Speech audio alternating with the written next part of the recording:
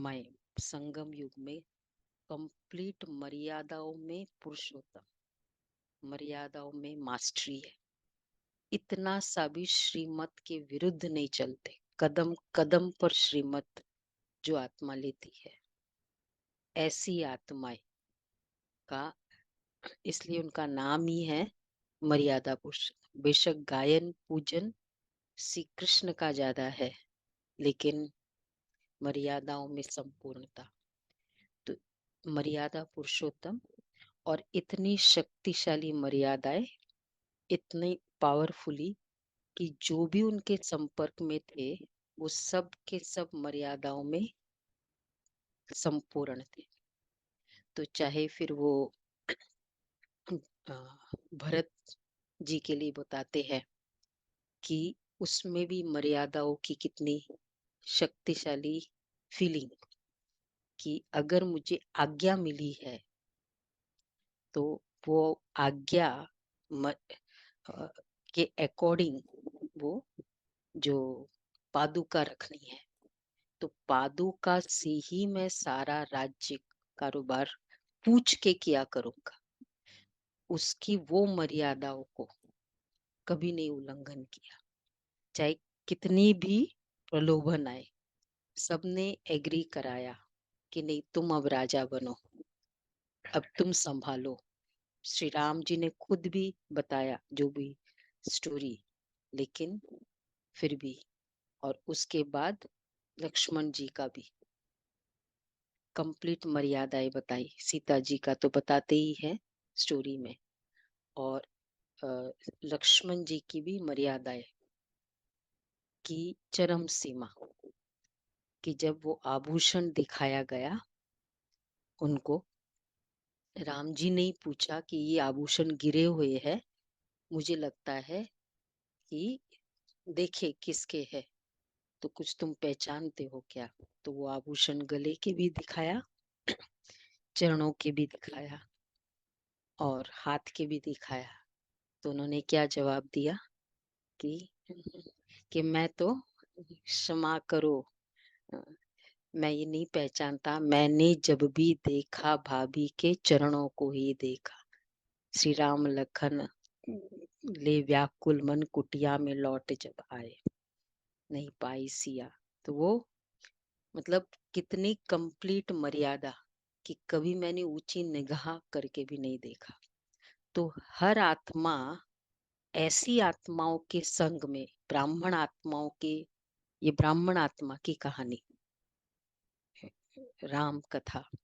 तो आत्मा राम, क्योंकि राम के लिए बोलते हैं ना चार राम, तो आत्मा राम, एक राम दशरथ का बेटा, एक राम घटघट में लेटा, एक राम ने जगत पसारा, एक राम है सबसे न्यारा। तो एक राम जो घटघट में लेटा, आत्मा राम की ये कहानी। तो ब्राह्मण संगम युग में वो ब्राह्मण आत्मा जो इस तरह, आत्मा राम। तो अब उनके फर्स्ट थे दशरथ, अर्थात दशरथ, जो आत्मा अपने रथ और दशों इंद्रियों पर, ज्ञानेन्द्रिय पांच और पांच कर्मेंद्रियों पर विजय प्राप्त करती है। इसलिए वो रथ शरीर, और दश दस ये ज्ञानेन्द्रिय कर्मेंद्रिय, इन दोनों पर जिन्होंने विजय प्राप्त की, वो है दशरथ। तब उन उस आत्मा का जो प्राप्ति होती है, कुशलता, कौशल्या, और कैकई, कैकई मतलब तो सर्व कलाओं से संपूर्ण, कुशलता, कुशल कहते हैं ना, बड़ा कुशल है। तो जिन आत्माओं का दशरथ होगा, तो उसको कुशलता, सर्व कलाओं में संपूर्णता, और कैकेयी प्राप्ति संपन्न। इसलिए जब उनको प्रोमिस, वायदे के लिए बताया, तो कहा कि मेरे पास सब कुछ है। और तीसरा सुमित्रा, मित्र अर्थात सर्व के प्रति उसकी मैत्री भावना, क्योंकि स्वयं पर विजय है, तो कोई उसके जीवन में दुख का कारण नहीं है। तो इसलिए किसी के लिए दोष की फीलिंग नहीं है, सर्व प्रति मित्रता। तो ये तीन उसको, उस आत्मा को मिल जाता है। और जब ये चारों का कॉम्बिनेशन होता है तब विशेष आत्माएं, तो सबसे पहले राम, चार बेटे। राम किसका प्रतीक है? ज्ञान का प्रतीक। और भरत किसका प्रतीक है? समर्पणता का प्रतीक, डेडिकेशन, प्यार, प्रेम का प्रतीक। और तीसरा है लक्ष्मण, धारणाओं का प्रतीक। उसने अपने जीवन में जो धारणाएं बनाई, जैसे अभी हमने सुना आभूषणों में भी, तो इतनी धारणाओं में पक्के। और चौथा है शत्रुघ्न। तो उसकी, वो आत्मा के लिए कोई शत्रु नाम की चीज ही नहीं है। शत्रुघ्न, हनन, शत्रुता की, द्वेष या इस तरह की फीलिंग से कंप्लीट दूर। तो ये गिफ्ट ये ऐसी आत्माओं को मिलता है। और फिर बाद में, अब मेन ज्ञान, देखो ज्ञान से स्टार्ट होता है ना। तो राम प्रतीक है ज्ञान का। और बताते हैं जहाँ ज्ञान है, श्री राम जी के पूरे जीवन में कभी भी, पूरी रामायण की स्टार्टिंग से लेकर एंड तक की चाहे कितनी भी रामायणें हैं, लेकिन राम जी के कभी भी मनोदिशा स्थिति में कभी भी फर्क नहीं बताया। सदैव एकरस, धैर्यता, शुभ भावना संपन्न, शुभ भावनाओं का सागर बताया गया। तो जहाँ ज्ञान होगा उस आत्मा में ये समझ, क्योंकि ज्ञान मतलब ही समझ, तो जहाँ समझ होगी वहां ये सब होगा ही। तो इसलिए जहाँ समझ है, ज्ञान है, उस आत्मा का वर्ण सीता जी। और उसके पहले होता है फिर गुरुकुल, गुरुकुल में भेजा गया। तो गुरुकुल में जब भेजते हैं तो क्या तीन बातों का विशेष ध्यान रखा जाता था। तो क्या बताया है कि सबसे पहले राजनीति, वो भी बताते थे। दूसरा, त्यागी और तपस्वी जीवन। गुरुकुल का मतलब आप बेड पर नहीं सो सकते, आप चेयर्स पे नहीं बैठ सकते थे, आपको नीचे बैठना है। मतलब मर्यादा, त्याग, और जो खाना खाना है वो कोई राजकुमार का नहीं। तो और तपस्वी जीवन, सदैव हर बात में गुरु आज्ञा जब भी वो मिले एकदम रेडी, सम्मान देना, दिल से स्वीकार करना। तो ये कहाँ राजकुमार कोमलता से पले हुए और कहाँ गुरुकुल। तो और उसमें दूसरी स्पेशलिटी कि सबको एक जैसी ट्रीटमेंट होती थी, चाहे वो फिर गरीब का बच्चा हो चाहे वो राजकुमार हो। तो इस तरह की ट्रेनिंग ली, त्याग, तपस्या। और तीसरा था आत्मोन्नति, मैं आत्मा हूं, मैं शरीर नहीं हूं, इसकी ट्रेनिंग।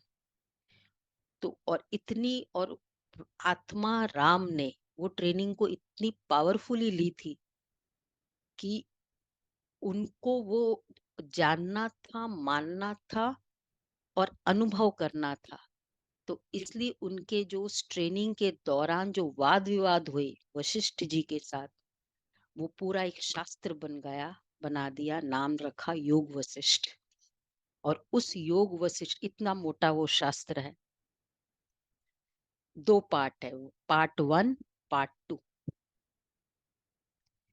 तो वो पूरा उसमें आत्मोन्नति, अर्थात ब्रह्म सत्य जगत मिथ्या, ये जो वेदांत की पूरी फिलॉसफी है वो उसमें पूरी समाई हुई है।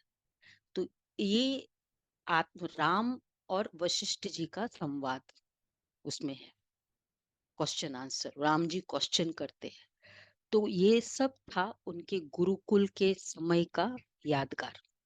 तो ये तीन बातों पर जहाँ फोकस किया गया, वो आत्मा राम, तो जिनको ज्ञान की इच्छा होगी वो ऑटोमेटिक उसमें ये तीन, तो व्यवहार को भाई कैसे चलाना, त्यागी तपस्वी जीवन की भी मास्टरी, और तीसरा आत्मा, स्पिरिचुअल प्रोग्रेस, आत्मोन्नति, और ये तीनों में निपुण करके फिर गुरुजी उनको बाहर भेजते हैं।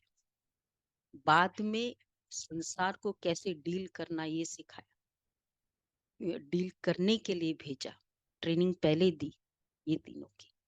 तो इसलिए जब ये ट्रेनिंग देकर जब वो आत्मा निकली बाहर, तो सबसे पहले विवाह का हुआ, और जब वो सीता जी के साथ को देखा गया, देखा पहले, तो एक कनेक्ट की फीलिंग रही आई, और उन्होंने कहा लक्ष्मण जी को अपने दिल की बात कि सहज विराग रूप मन मोरा, थकित होई जिमि चंद चकोरा।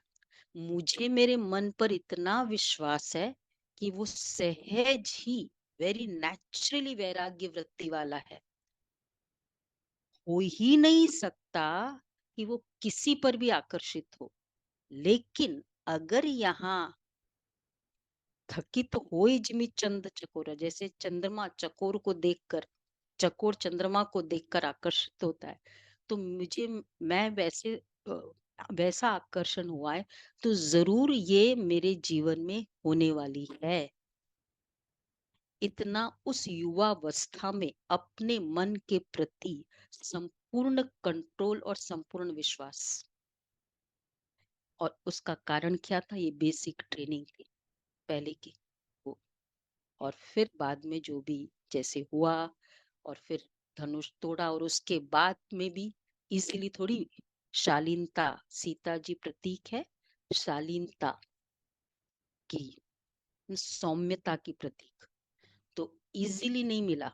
उसके बाद फिर हुआ दूसरी पेपर, परशुराम का, भरी सभा में अपमान, क्रोध, उसको इंसल्ट करना, आदि आदि। पर ऐसे समय में सबको क्रोध आ गया, इंक्लूडिंग लक्ष्मण का। लेकिन राम जी के लिए बताया कि ऐसे में भी कंप्लीट शक्तिशाली, शांति का संपूर्ण अवतार, इतनी सी भी धैर्यता कोई नहीं। तो जहां ज्ञान होगा, समझ होगी, मर्यादाओं में मास्टरी होगी, तो वो आत्मा में इतनी धैर्यता, शांति का भंडार होगा। तो चाहे इस तरह की परिस्थिति आई, लेकिन, और फिर उसके आगे इतना बड़ा क्रोध, मतलब क्रोध भी किसका बताया, परशुराम मतलब ऋषि। कभी कभी हम ब्राह्मण आत्माएं जब ब्राह्मणों का क्रोध देखते हैं, बाहर वालों का तो हम एक्सेप्ट कर लेते हैं कि कोई बात नहीं, ये तो अज्ञानी है, लेकिन ब्राह्मणों में देखा जाता है तो कहते हैं अरे ऐसा होता है, ब्राह्मण भी ऐसे होते हैं। ये क्वेश्चन मर्यादा पुरुषोत्तम ज्ञानी आत्माओं में कभी नहीं आ सकता। तो इसलिए परशुराम को बताया, और क्रोध का स्वरूप उनका बताया। तो ऐसी आत्माओं के सामने भी ऐसी ब्राह्मण आत्माएं संपूर्ण विजय क्या किया, अपने आप को सरेंडर किया, आप महान हो, आप श्रेष्ठ हो, और वो भी दिल से, फ्लैटरिंग नहीं था। और फिर फाइनली उन्होंने दिल से उनको महान स्वीकार करके विदा हुए। अच्छा, उसके बाद फिर जब आ गए घर में सब, और बाद में फिर राज राजाई का प्रस्ताव। तो राजाई का प्रस्ताव भी, तो पहले दिन, पहली रात राजाई की पूरा खुशखबरी सबके पास न्यूज आ गई, और उनको न्यूज बाद में मिली। और जैसे ही इतनी ऐसी न्यूज मिली कि जिस न्यूज से, जिस समाचार से पूरा विश्व, उस समय अयोध्या अर्थात पूरा विश्व खुश था, जश्न मना रहे थे, लेकिन वो न्यूज सुनकर भी इतना सा भी खुशी नहीं। और पहला संकल्प, पहला रिस्पॉन्स था कि क्या मैं अकेला राजा बनूंगा? तो जो ज्ञानी आत्मा मर्यादाओं में मास्टरी होगी, उनको चाहे प्राप्तियों का भंडार सामने हो, एक्सट्रीम प्राप्ति पावर के लिए चाहे कुछ इस लेवल तक की भी प्राप्ति हो, लेकिन वो आत्मा इतनी से भी उसमें आकर्षित नहीं होती। और इसलिए उसमें भी एक रस। और फिर अगले ही दिन जब दूसरा प्रस्ताव आया, तो उसमें भी बल्कि और ही खुशी, कि कितनी खुशी की बात है कि मैं वहां जाऊंगा, साधु संतों के पास का संग मुझे मिलेगा, ऋषि मुनि का, मैं उनके साथ सत्संग करूंगा, मेरा जैसा भाग्यवान तो कोई है ही नहीं। तो ऐसी परिस्थिति में और ही खुशी, जो ये इस तरह की आत्माएं होती है। तो ज्ञान में जिसमें जो मास्टरी होती है, मर्यादा पुरुषोत्तम होते हैं, तो वो आत्माओं का अ, किस तरह से, चाहे अपने अनुकूल कोई बात हो, चाहे अपने प्रतिकूल कोई बात हो, दोनों में एक रस। और उसके बाद फिर चलो जाते हैं, और बाद में शबरी का वृत्तांत। तो और हाँ, उसके पहले भी फिर बाद में तो सारे सब आते भी है कि सब लोग वापस प्रलोभन देने के तय वापस राज ले लो। लेकिन क्योंकि कदम कदम पर श्रीमत पर चलने वाली आत्मा है, और वो श्रीमत क्या थी कि नहीं, ये 14 साल करना ही है, तो वो श्रीमत पालन करने वाली आत्मा किसी के भी प्रलोभन में, चाहे वो राजा जनक ने भी बोल दिया कि नहीं अब हो गया, हम बड़े कह रहे हैं आपको करना होगा, भरत जी नहीं, भरत जी खुद भी रेडी नहीं है, आपको करना होगा, आप चलो, दो कोई भी दो चल कोई भी दो को वनवास चाहिए, हम दो रह जाएंगे, आप दो चले जाओ, आप चले जाओ। लेकिन उन्होंने कहा नहीं, श्रीमत को पालन करने वाली किसी भी तरह के प्रलोभन में नहीं आती। और फिर तो वो, और फिर उसको भी ऐसे नहीं डिक्लाइन किया, नहीं नहीं मैं तो चलूंगा, मुझे तो बोला गया, मैं तो वैसे ही करूंगा। आप सभी मुझे वो संवाद बहुत ही आकर्षक और अ, एकदम प्रेरणास्पद, प्रेरणा स्तोत्र है वो संवाद, कि किस तरह उन्होंने बहुत पोलाइटली राजा जनक, क्योंकि राजा जनक आ गए ना, दशरथ जी तो थे नहीं, तो बहुत पोलाइटली उस प्रस्ताव को एकदम निर्माणता से, कि क्या मैं अगर ऐसे करूंगा, मुझे पिताजी का वचन है, अगर मैं उसकी अवज्ञा करता हूँ, जिस वचन के लिए उन्होंने अपना प्राण दे दिया, ऐसे वचन की मैं अवज्ञा करता हूँ, तो क्या मेरे सारे जो पूर्वज ऊपर गए हैं, वो उनको मृत्यु पाताल लोक मतलब नरक में जाने का मैं कारण नहीं बनूंगा? मतलब इस तरह से कैसे पोलाइटली कन्विंस किया, अपने सारे प्रलोभन सामने आए, रिजेक्ट भी किया, आकर्षित भी नहीं हुए, रिजेक्ट भी किया, लेकिन एट द सेम टाइम उस प्रलोभन को और उनको पोलाइटली डिक्लाइन भी किया। और फिर खुशी से फाइनली जब देखा, तो फिर जो भी पादुका आदि का हुआ, और फिर वो दे के विदा किया। लेकिन वो आत्मा भी उतनी मर्यादा, मैं नहीं राज्य को लूंगा, राज्य उन्हीं का है, पहले भी था और बाद में भी, अभी भी और बाद में भी उन्हीं का रहेगा, मैं उस राज्य को स्वीकार नहीं करूंगा। तो 14 साल कभी भी वो आत्मा भी उस राज्य को, राजगद्दी पे कभी बैठी नहीं, पादुका को बिठाया और उसको बोल के उससे श्रीमत लेके हर कार्य कर। तो ऐसी आत्मा जो इतनी मर्यादाओं में संपूर्ण होती है, तो उसके साथ वाली जो दूसरी आत्माएं भी है, वो कंप्लीट मर्यादाओं में चल के अपना कार्य करती है। और उसके बाद तो फिर जैसे आगे बढ़े, और फिर सबसे फेमस जहाँ से रामायण, तो फिर बाद में माया। तो पहले माया या रावण आता है, रावण तो बहुत लेटर आता है, पहले क्या आता है? तो ब्राह्मण आत्माओं में माया और रावण एक है, माया और रावण एक है। माया को फीमेल बताया, रावण को मेल बताया। तो पहले माया आती है। तो माया कौन सी? तो वो आकर्षण स्वरूप, आकर्षक स्वरूप में आती है। सबसे पहले तो वहां फिर मंथरा के रूप में फर्स्ट माया, सेकंड फिर शूर्पणखा के रूप में, और वो आकर्षक करती है कुमारों को।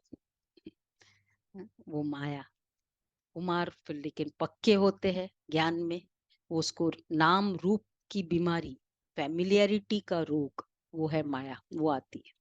और फिर भी उसको रिजेक्ट करते हैं। और फिर उसके बाद खर दूषण, खर मतलब क्रोध, दूषण मतलब दूषित प्रवृत्ति। तो जब वो एक रिजेक्ट होता है तो दूसरा असुर रेडी होता है, और वो आकर उससे को भी वो जीतते हैं। और फिर तीसरा, लेकिन जीतते जीतते फिर तीसरा आया मारीच, तीसरा माया, और वो आकर्षण का स्वरूप सोने का।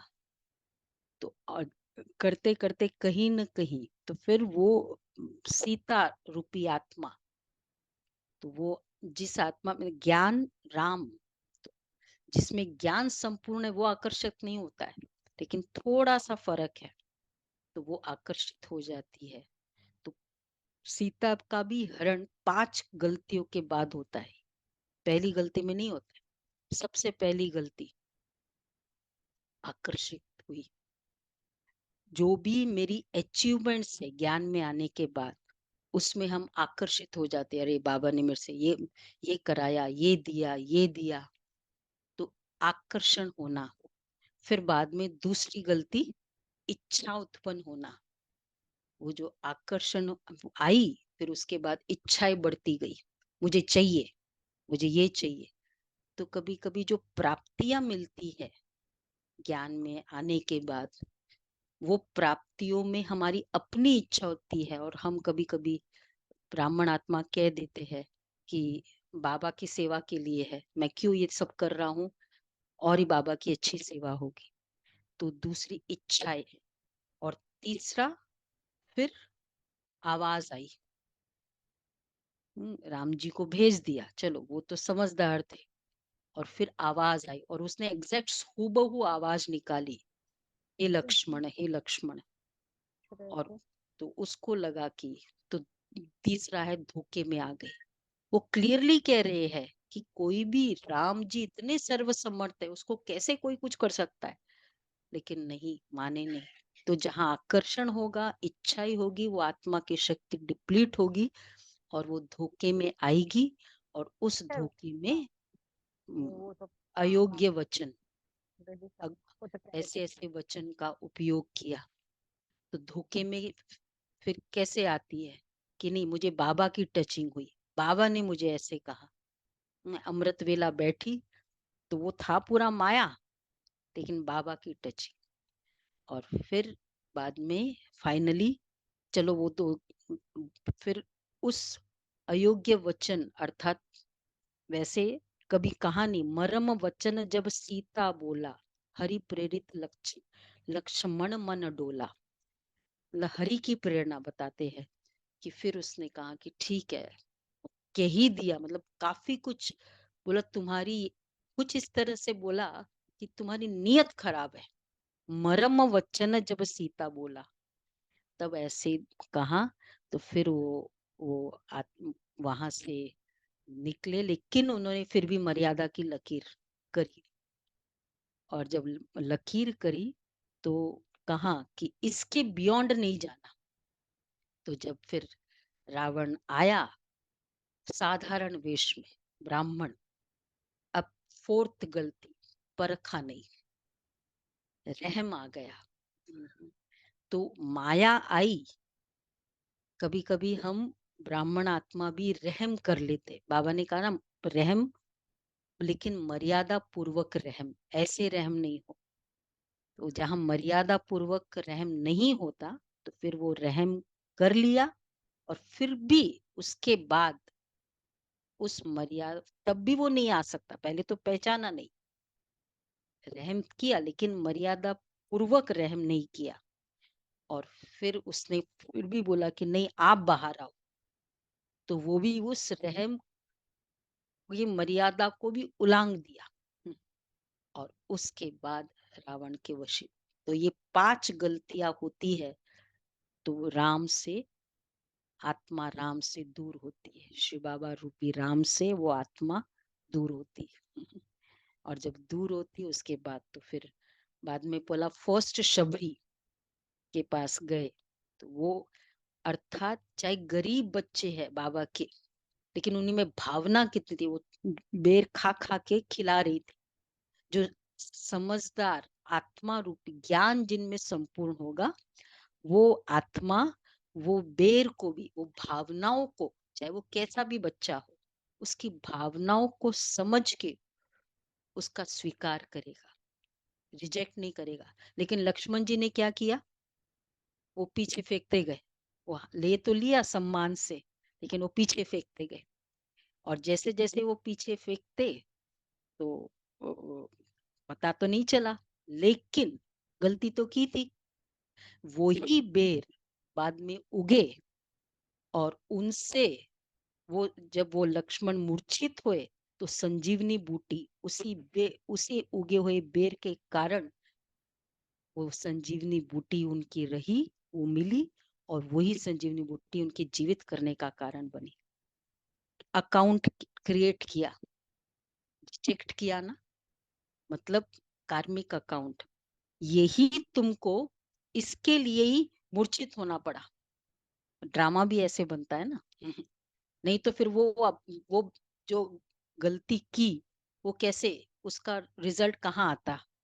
तो उसी बेर के कारण तुमको जीवन मिला।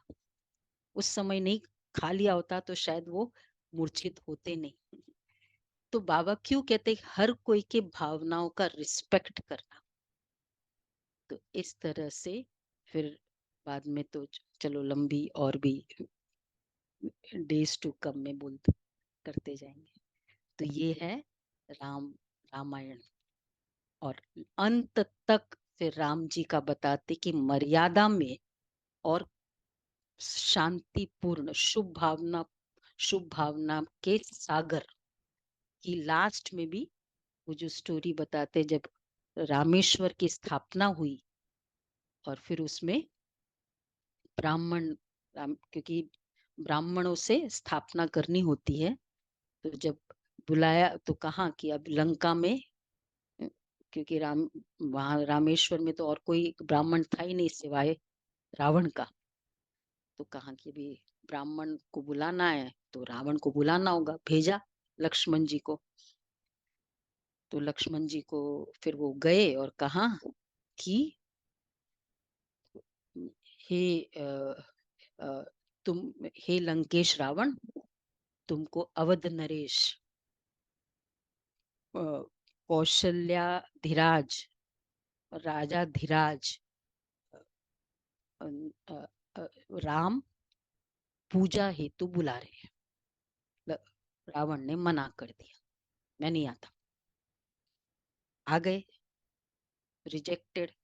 बोला क्यों, क्या हुआ, तुमने क्या कहा, बताया, ये बोला। बोला तुम ब्राह्मण को बुला रहे हो या शत्रु को बुलाने जा रहे हो। तुम ब्राह्मण को बुलाने जा रहे हो। ट्रेनिंग दी, भेजा वापस। और फिर उसने कहा कि हे लंकेश, हे दशों दिशाओं पर विजय प्राप्त करने वाले रावण, प्रकृति को भी जिसने दासी बना के अपने वश में कर रखा है, अ, ऐसे अधिपति रावण आपको वनवासी राम पूजा हेतु बुला रहे। रावण दौड़ा हुआ आया। और पूरी पूजा करी। पूजा करने के बाद फिर कहा कि दक्षिणा। तो उसने बोला मुझे एक ही दक्षिणा दो कि मैं तुम्हारे शुभ भावना से कभी प्रभावित नहीं हूँ। नेगेटिव नेगेटिव से नहीं डरता, नेगेटिव पॉजिटिव से डरता है। तो उसके बाद तो फिर तो शुभ भावनाओं का सागर राम जी का जीवन इन सब मर्यादाओं से तो संपूर्ण था, लेकिन इतने सारे गुणों से संपूर्ण, इसलिए वो इसमें आत्मा भी। दीदी ये भी दिखाया ना कि जब वो वापस गए तो वो सबसे पहले कैकेयी से मिले, हाँ हाँ, कौशल्या से लास्ट नहीं में, मिले हाँ। थे। लास्ट में भी, कि फिर वो जब बाद में, और इसलिए भी वो रावण पर विजय क्यों प्राप्त करी, जिन आत्माओं के अंदर इतनी शुभ भावना, मर्यादा, शांति, दुआओं, त्याग, तपस्या और एक रस स्थिति कभी भी ऊपर नीचे नहीं हुई, वो आत्मा रावण पर विजय प्राप्त कर सकती थी। ऐसी आत्माएं, और कोई भी रावण पर विजय नहीं प्राप्त कर सकता। और उसके बाद फिर जब वो वापस आए, तो इसलिए ऐसी विजय प्राप्त करने कर कर आई हुई आत्मा जब लौटती है, तो वो दिन दिवाली है। तो एक्चुअली दीपक का क्यों यादगार कर रहे हैं, क्योंकि जब राम जी आए तो घर घर में एक दीपक जगाया, वो दिवाली का दिन था। और सबसे पहले जैसे ही वो एंटर करे, तो सबसे पहले उन्होंने कैकेयी को गले लगाया, सबको छोड़ के। सब, क्योंकि सबसे ज्यादा वो अपने आप में पूरा निरुत्साह, डिमोटिवेटेड हो गई थी। तो उन्होंने सबसे पहले उसको गले लगाया, और उसके बाद फिर बाद में तो, और वो जो राज तिलक, वो टीका का दिन होता है। तो ये है राम कथा का पीछे का रहस्य। तो बाबा हमको ऐसे मर्यादा पुरुषोत्तम बताते, इसलिए बोलते कदम कदम पर श्रीमत, ये है मर्यादा पुरुषोत्तम।